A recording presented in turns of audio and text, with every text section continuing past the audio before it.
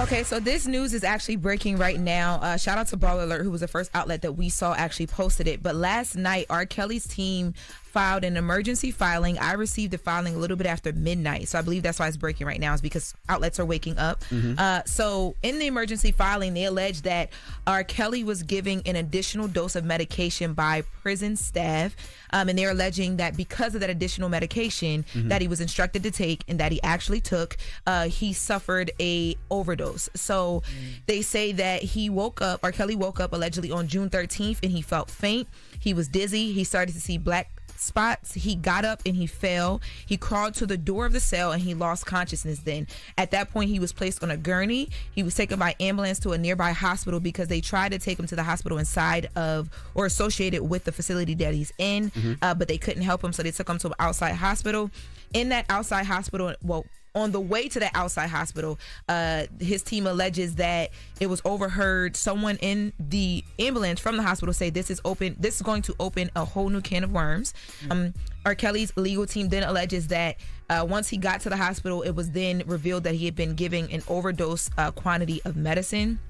He was in the hospital for some days, and this was within 2 days of that original filing where his legal team is alleging that prison officials are trying to take him out of here. Now, they say in addition to this incident, this overdose, right, they're also pointing to the fact that R. Kelly allegedly has been asking for months to get some medical attention to a swollen leg. R. Kelly's legal team says that once he was taken to the hospital for this overdose situation, R. Kelly brought up the swollen leg, and they allege that doctors there then took a look at the swollen leg and they found blood clots in R. Kelly's right leg, allegedly, in his left leg, in his lungs, allegedly.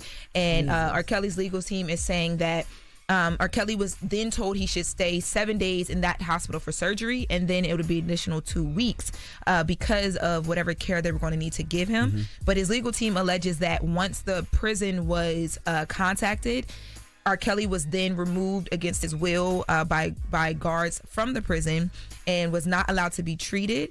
And they are saying that basically this could kill him because of the blood clots and the care that they are alleging he is not receiving. Now, they do say that all of this can be proven. They say that the things with him getting to solitary confinement and taking that additional medicine allegedly will be on prison cameras. They say on prison cameras you will see R. Kelly arrive to solitary confinement. When you arrive there, because he takes medicines already for anxiety and sleep and other things, you have to show your medicine to guards, which they say is on camera. And then they say you will see the additional medicine being brought to R. Kelly on camera as well. And that the stuff at the hospital with the clots and not being treated, all of those accusations, they say can also be proven via hospital records. So they filed this emergency motion trying to bring light to this, to the same court that they are saying, hey, all this other stuff is happening. We're telling you he needs to be released because it is not safe for him. Why does R. Kelly and his team feel like the feds are trying to kill him? Because he's not coming out until what, November 21st, 2045. He received 30 years in federal prison. So why does he think they're killing him? What does R. Kelly know that makes the feds want to kill him?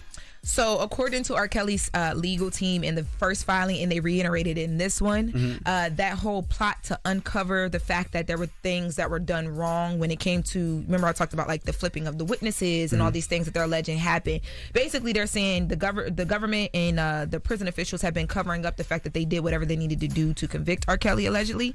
And his new legal team, in trying to file for other things, discovered that and brought it in a plan to bring it to light, and they found out. So this is all a way to cover that up. That is what R. Kelly's team is alleging. Is it just me, or wasn't there a videotape of R. Kelly having sex with an underage girl? Did we not all they're not arguing that did not happen, right? What they're arguing is that when Azriel Clary, who was one of the major witnesses in R. Kelly's cases, and there's another woman who was also another witness in the Chicago case, that the way that they came about being those star witnesses was illegal. That's what R. Kelly's team is alleging.